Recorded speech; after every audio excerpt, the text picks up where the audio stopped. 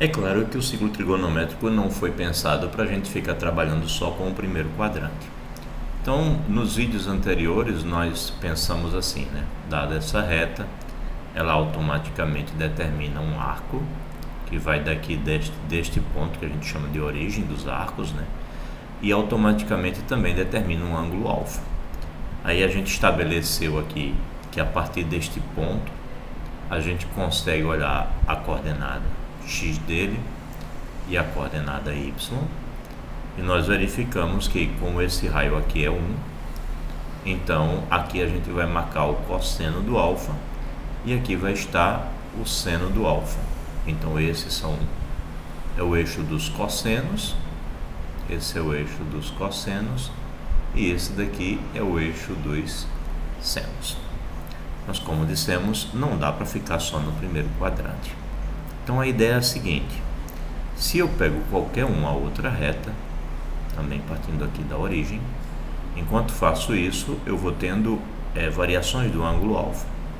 Ok, até aqui dá para marcar triângulos no primeiro quadrante, mas se eu extrapolar, se eu passar com essa reta para os outros quadrantes, o ângulo não vai mais caber num triângulo, né? Vai ser um ângulo maior do que 90 graus, ok? Então a gente deixa de trabalhar com 90 graus. Então vamos pensar, por exemplo, que eu peguei a reta aqui. Ela automaticamente determina um arco que começa aqui e vai até aqui. Ok, então naturalmente não estamos mais com este ângulo alfa. Agora estamos com um ângulo bem maior do que 90 graus. Então se essas coordenadas desse ponto P determinam o cosseno do ângulo alfa aqui no primeiro quadrante e o seno do ângulo alfa no primeiro quadrante, então a gente vai definir que de agora em diante, para a gente, essa coordenada x deste ponto vai definir o cosseno deste ângulo, este ângulo maior, que eu vou chamar de beta, né? E esta coordenada y deste mesmo ponto vai definir o seno. Então, o seno deste novo ângulo, do ângulo beta, ele é marcado aqui, desde a origem até este ponto, enquanto que o cosseno é marcado aqui. Então é isso. O que a gente tinha no primeiro quadrante, agora a gente transfere para o segundo. A ideia passa para o próximo quadrante. E isso me permite falar em um ângulo maior do que 90 graus, porque no primeiro quadrante só tinha até 90. Mas aí eu já abandono o triângulo retângulo, já não preciso mais pensar nele. De agora em diante, seno e cosseno são as coordenadas do ponto que determina o arco enquanto eu vou girando. Neste sentido, eu digo que estou marcando os arcos positivos. Então aqui é 0, por exemplo, se for em graus, 0 graus, e eu vou girando. Sendo assim, eu posso pensar então numa reta que não esteja aqui no segundo quadrante. Eu posso pensar numa reta, sei lá, aqui no terceiro quadrante agora. Então meu arco agora é até aqui. Então começa aqui, gira e vem até aqui. Então novamente, quem vai ser meu cosseno? O cosseno desse ângulo é essa coordenada aqui, que vem desde a origem até este ponto. Note que estas coordenadas elas são negativas. Então a gente pode dizer que o cosseno deste ângulo, que é esta coordenada aqui, é negativa, mas o seno é positivo, é para cima. Já este arco que vem daqui até aqui e determina um ângulo que vai girar também junto com ele, né? Um ângulo que vai girar aqui até aqui. Este novo ângulo, este arco aqui, ele vai ter o cosseno negativo. E mais que isso, quando olhar para o seno dele estará marcado aqui no eixo Y. O seno é essa medida que vai da origem até aqui, ele também é negativo. Então aqui nós temos cosseno positivo e seno positivo no primeiro quadrante, e aqui cosseno negativo e seno positivo no segundo.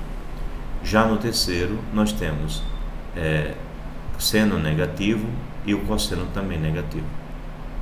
Então, mais ainda, posso pensar então agora na reta passando, por exemplo, nesse último quadrante aqui, no quarto quadrante. Então vamos pensar que o arco agora veio até aqui. Ora, onde estará o cosseno dele? Bem, o cosseno dele será marcado aqui, né, no eixo X, vai ser marcado aqui esta coordenada, enquanto que o seno é aqui no eixo Y. Então a medida do cosseno desse ângulo é a medida desse segmento, que vem desde a origem até chegar nele. E a medida do seno é a medida desse segmento até aqui. Então a gente transfere a ideia que tinha no primeiro quadrante para os outros quadrantes.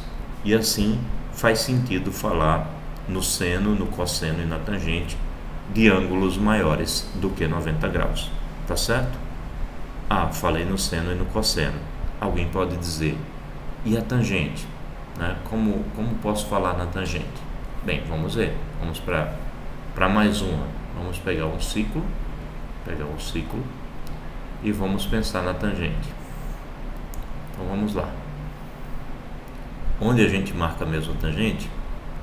Bem, está aqui o eixo X, está aqui o eixo Y. Opa, vamos ajeitar um pouquinho, mais ou menos aqui, e vamos dar uma posicionadazinha um pouquinho melhor no ciclo aqui para ficar mais centralizado. Pronto. A gente disse que a gente vai marcar as tangentes, a gente verificou que a gente vai marcar as tangentes aqui.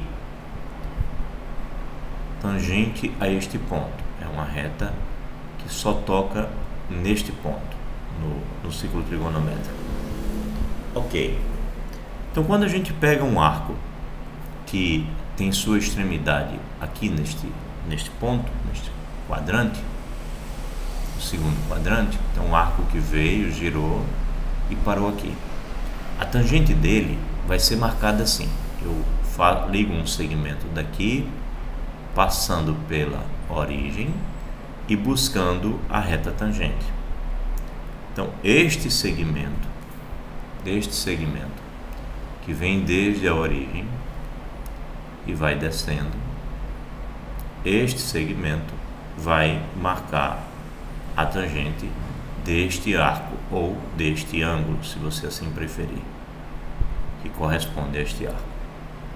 Então no segundo quadrante é assim que a gente vai marcar a tangente. No primeiro a gente já disse, né?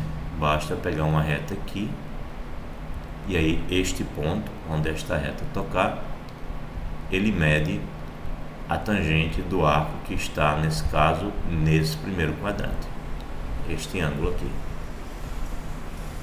Ok. E se o quadrante for o terceiro? Bem, se o quadrante for o terceiro, por exemplo, se eu pego uma reta agora que vem para cá, assim, vou colocar aqui para ficar diferente das outras. Bem, ela vai ter a sua tangente marcada aqui em cima, no encontro que ela tiver com a reta das tangentes. Bem, a reta das tangentes segue ainda mais para cima, né? A reta das tangentes segue ainda mais para cima, que ela vai até o infinito. Então, no momento em que essas duas retas se encontrarem,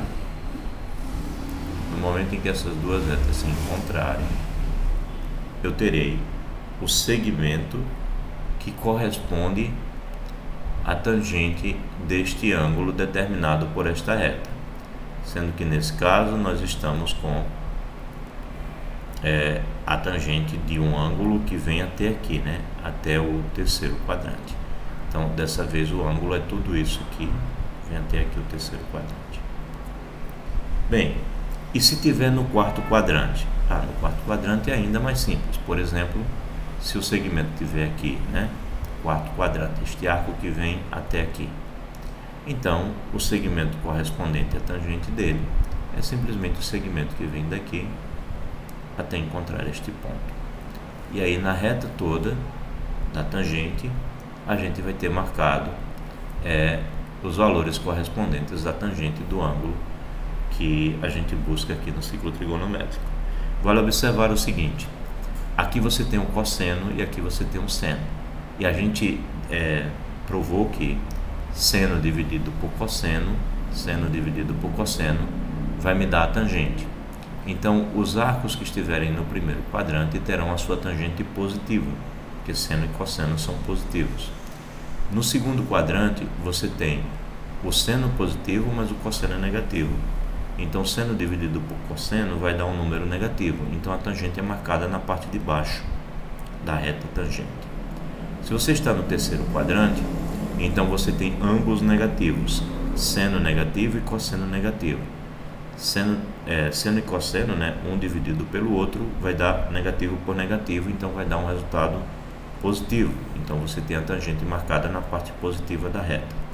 Então, a tangente, ela marca o zero dela aqui, para cima ela é positiva, para baixo ela é negativa. No quarto quadrante, você vai estar com seno negativo, cosseno positivo. Então, as tangentes dos arcos que estão no quarto quadrante também são negativas. Então, é assim que a gente marca seno, cosseno e tangente para arcos além do primeiro quadrante. E agora, o triângulo retângulo já não tem mais a utilidade que tinha antes. A gente pode então pensar toda a trigonometria no ciclo trigonométrico.